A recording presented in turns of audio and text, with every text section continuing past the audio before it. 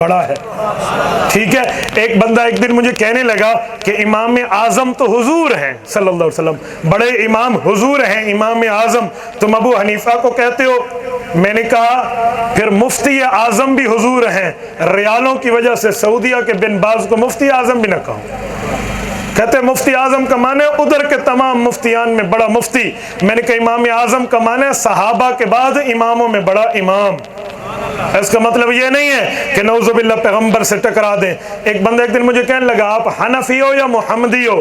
میں نے کہا پہلے محمدی ہوں پھر میں حنفی ہوں. محمدی کہہ کر نسبت رسول اللہ صلی اللہ علیہ وسلم سے ہے, اور حنفی کہہ کر نسبت امام ابو حنیفہ سے ہے. حضور پاک دین پہنچانے والے ہیں, صحابہ دین پڑھانے والے ہیں, ابو حنیفہ لکھوا کے سنانے والے ہیں. تو میں ان کو مانتا ہوں. مجھے کہنے لگا آپ ایک ہو کر نسبتیں دو ہیں. میں نے کہا تو پنجابی ہے یا پاکستانی ہے؟ تو ایک ہو کر نسبتیں دو ہیں تو ہم بھی ایک ہو کر نسبتیں دو ہیں. حضرت امام الہند مولانا عبید اللہ سندھی رحمۃ اللہ علیہ کی میں مقدمہ ان کا پڑھ رہا تھا تفسیر کا, فرمانے غالباً مقدمہ تفسیر ہے یا ان کی سوانح حیات کا حوالہ ہے, فرمانے لگے کہ مجھ سے جب فرمایا گیا کہ آپ سندھ پہنچے, دوبارہ سفر کر کے جب میں آیا رشیا سے واپسی پہ, تو ایک غیر کا مقلد مجھے ملا اور مجھے کہنے لگا کہ آپ حنفی ہیں یا محمدی ہیں؟ تو میں نے اسے کہا میں حنفی بھی ہوں محمدی بھی ہوں. کہنے لگا ایک بندہ دو چیزیں تو نسبتیں نہیں رکھ سکتا. تو انہوں نے اسے فرمایا کہ تو باپ کا بیٹا ہے یا ماں کا بیٹا ہے. خان میں نے ایک جگہ یہ بات کی تو ایک بندے کو علم کا ایزی لوڈ چڑھا ہوا تھا. بعض ایزی لوڈ علمی بھی ہوتے ہیں نا, دو باتیں کسی سیکھی اور آگے بیان کر دی. مجھے کہنے لگا میں باپ کا بیٹا ہوں ماں کا نہیں ہوں. میں نے کہا کیوں؟ کہتے ہیں نسل باپ پہ جاتی ہے, باپ کا بیٹا ہوں ماں کا نہیں ہوں. میں نے کہا اچھا. سورۃ طارق پارہ نمبر 30 اللہ فرماتے ہیں یخرج من بین الصلب والترائب, بچی کی پیدائش باپ کی ریڑھ کی ہڈی اور ماں کے سینے سے ملائے ہوئے نطفات سے مل کر ہوتی ہے. باپ اور ماں کے نطفات مل کر پیدائش ہوتی ہے.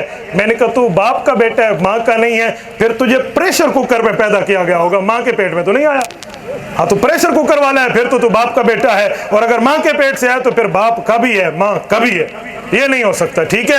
تو ہم حنفی اس لیے کہہ رہے ہیں کہ یہ مدرسہ اس شخصیت سے نسبت رکھتا ہے جو شاگرد صحابہ کرام کا ہے. ٹھیک ہے. کاش آپ نے وہ نام لکھ لیے ہوتے یا دل کی تختی پہ لکھ لیے ہوتے کہ یہ امام ابو حنیفہ ان صحابہ کرام سے پڑھے ہیں.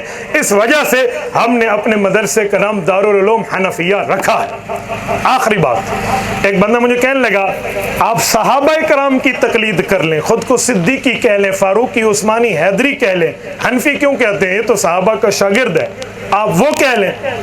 میں نے کہا بھائی اگر تجھے کوئی کہے کہ تو خود کو صدیقی نہ کہے محمد ہی کہہ لے, پھر تو کیا کرے گا؟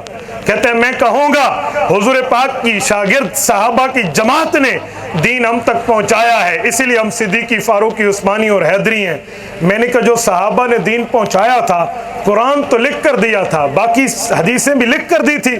کہتا ہے نہیں زبانی بتائی تھی. میں نے کہا جس امام نے یاد کر کے امت کو سمجھائے ہیں مسئلے اس کا نام ابو حنیفہ ہے. میں خود کو حنفی اسی لیے کہتا ہوں کہ صحابہ کے علوم کا وارث ہی ہے. صحابہ کے علوم کا وارث. یاد رکھو صحابہ نے قرآن لکھ کے دیا ہے, حدیثیں سنا کے دی ہیں, جسے سنائی ہے کوئی یاد کرنے والا بھی تو ہے نا. امام ابو حنیفہ وہ ہیں کائنات میں سب سے پہلے مکمل شریعت ابو حنیفہ نے لکھی ہے. مکمل شریعت, صرف شریعت کا حصہ نہیں. صحابہ نے تو مسئلے سنائے تھے, جہاد میں مصروف تھے, لکھنے کا ٹائم نہیں تھا, صرف کتاب اللہ لکھی تھی. امام سیوطی نے تبییض الصحیفہ میں فرمایا ہے اول من دون علم الشریعہ ورتبہ ابوابا فهو ابو حنیفہ ثم تبعہ مالک فی ترتیب الموطا. کا اس دھرتی پر سب سے پہلے جس نے مسئلہ لکھ کر امت کو مکمل دین کی شکل میں دیا ہے صحابہ کے بعد اس کا نام ابو حنیفہ ہے. اس کے بعد امام مالک نے موطا لکھی ہے. تو اس سے اندازہ لگا لیں کہ کس طرز پر اللہ رب العزت نے حضرت امام حنیفہ سے کام لیا.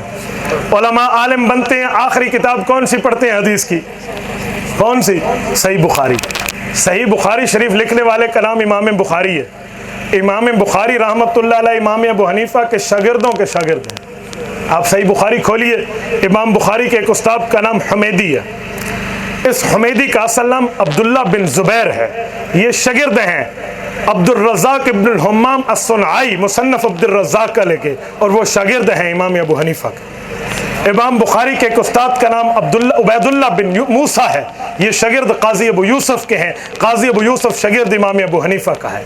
इमाम बुखारी के एक उस्ताद का नाम अबू अब्दुर्रहमान अल-मुक़री अल-मक्की है, ये शागिर्द इमाम अबू हनीफा का है। इमाम बुखारी के एक उस्ताद का नाम अब्दुल्ला इब्न मुबारक है, ये शागिर्द इमाम अबू हनीफा का है। इमाम बुखारी के एक उस्ताद का नाम फज़ल इब्न दुकैन अल-कूफ़ी है, ये शागिर्द इमाम अबू हनीफा का है। इमाम बुखारी के एक उस्ताद का नाम मक्की बिन इब्राहीम है, ये शागिर्द इमाम अबू हनीफा का है। इमाम बुखारी के एक उस्ताद का नाम खल्लाद बिन अब्दुल्लाह बिन याया है, ये शागिर्द काजी अबू यूसुफ का है। काजी अबू यूसुफ शागिर्द इमाम अबू हनीफा का है।